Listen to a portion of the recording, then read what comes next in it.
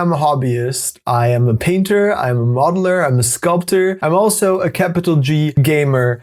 And the two things I enjoy most about our hobby are collaborative storytelling and tabletop role-playing games like D&D, Shadow Dark, Dungeon Crawl Classics, stuff like that. And of course, miniatures. I really enjoy when my miniatures have a reason to exist and I actually get to use them for something. And unfortunately, a lot of the games we use our minis for, I don't particularly enjoy. I find the rules are either like too cumbersome or there's like too much. Today, I'd like to take a look at a Kickstarter I backed that might combine miniatures with narrative tabletop gaming in a way that solves that problem for me. Do you guys know Matt from Smash Bash? He's a bit of a hobby hero for me, and I'm sure for lots of others too. He casts like all of Miscast Trent's miniatures. They're experimenting with these like blister packs, which is awesome. He made this incredible advent calendar with these like sigils, and then it's all handmade and there's miniatures inside. It's beautiful, beautiful stuff. Well, Matt also made a game, and the game's called Sunrot. So I got the all-in pledge for Sunrot, and I'm really excited to dig in. So let's open up the box and see what's in here.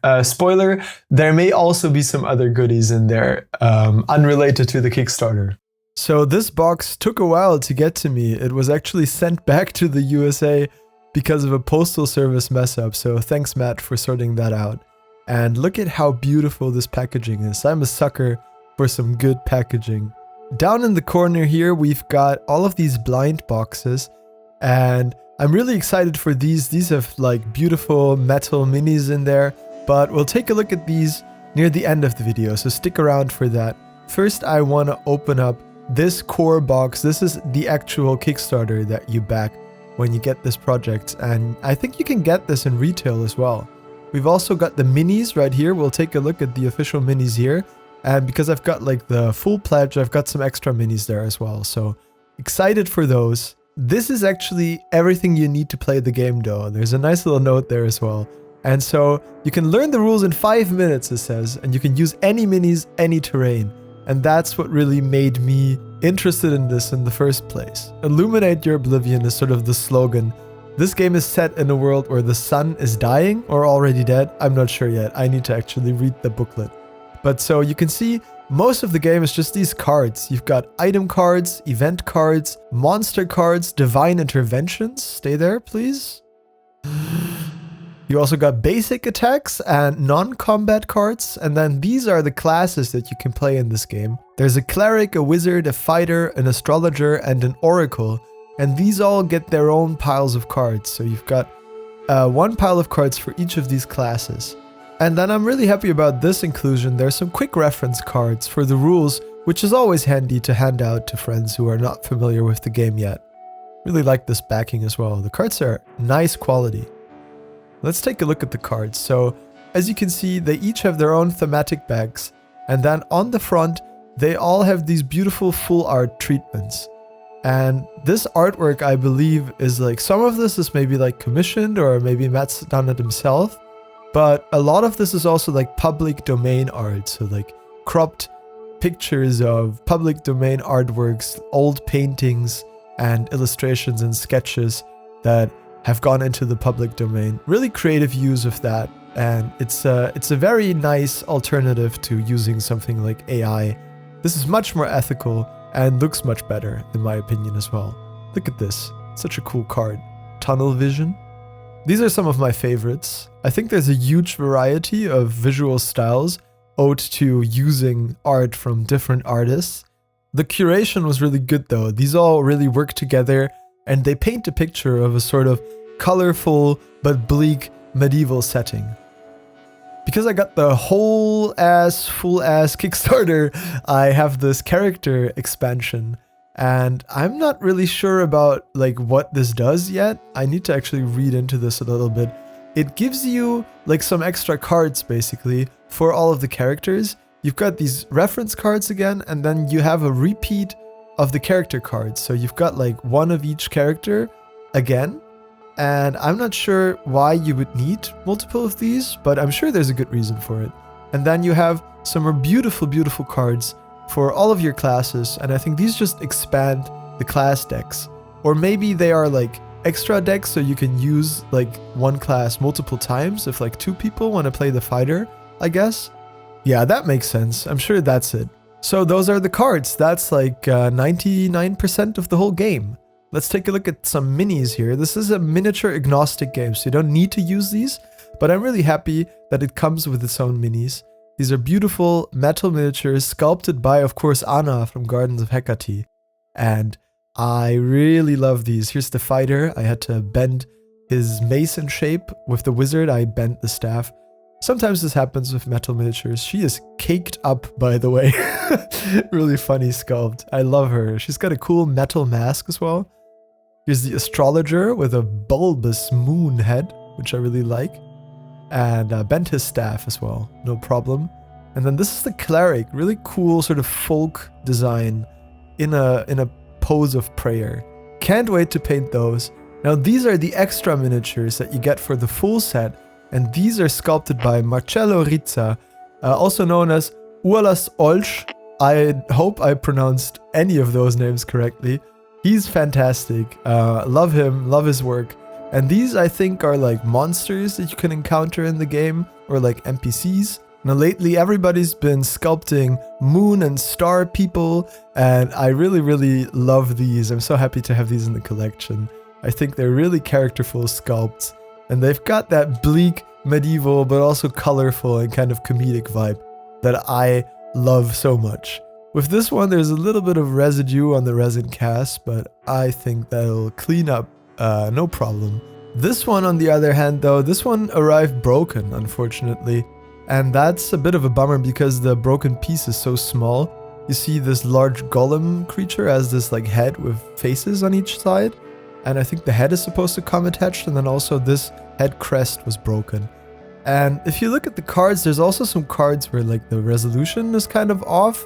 Like these are very low resolution, kind of blurry, pixelated images that I'm sure come from like upscaling the old artwork. And yeah, I don't know. That's like a minor issue. You can see the comparison with the other card here, where the memory eater is just kind of more blurry. It's not really a big deal, but I thought I would mention it just to be fair. There's also some beautiful stickers in here. I love these, and they're gonna find a nice place on some of my boxes probably. There's this little flyer for the game. You could like put this on a table if you're demoing the game.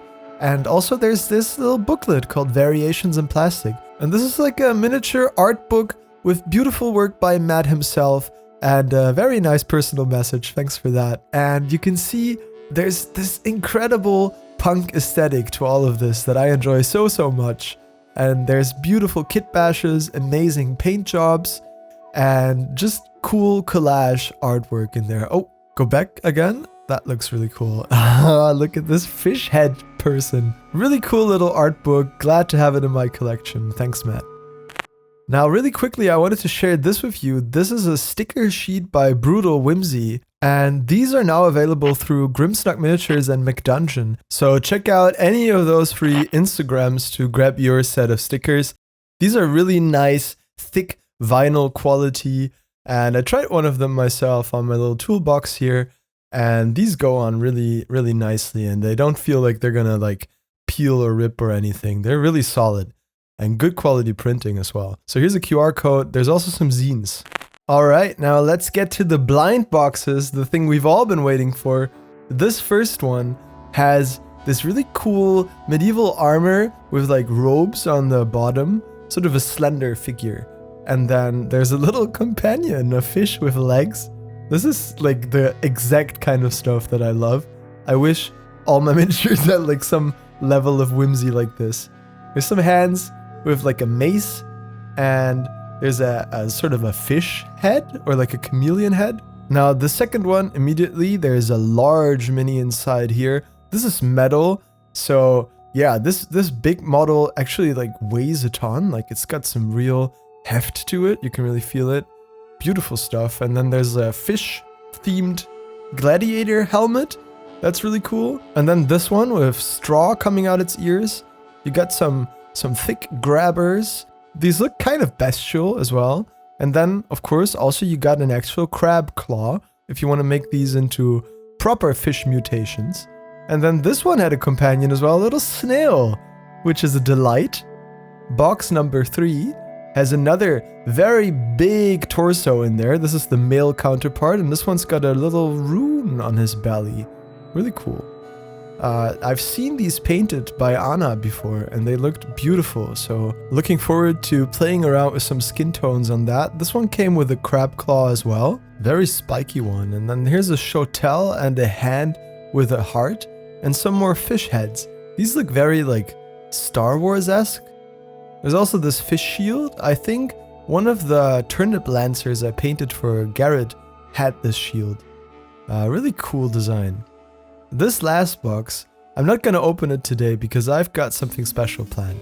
So that is Sunrot. I'm really excited to start playing this game and actually see how that works and how that feels. Really curious, and I'll definitely make a video. Now, minor issues with the quality control aside, I think this feels really good. I love this box. I think this is so beautifully done. The foil on here is such a nice touch. It's a really beautiful design, and it'll look great on a shelf. I think the cards are very novel. This just doesn't really look like most other card games. I really think it's a very special sort of niche that he's gotten into here, because there's not really many games where you can just grab whatever minis you've got like laying around and whatever terrain you've got and then play like a semi-randomized game, right? With a rules booklet this size, you could put this in your wallet. So what I'm thinking is, I'll do a battle report on this game, and then you can see how it actually plays, and I'll share my thoughts and tell you if this becomes my new favorite miniatures game. If you've been enjoying these videos and you haven't subscribed yet, maybe consider doing that now so you don't miss the next video. You can also become a member right here on YouTube, and that will get you access to our members only Discord, and you also get some exclusive videos that I make just for members. Thank you so much for watching, and I'll see you in the next one. Remember to stay safe and stay kind and make some cool stuff.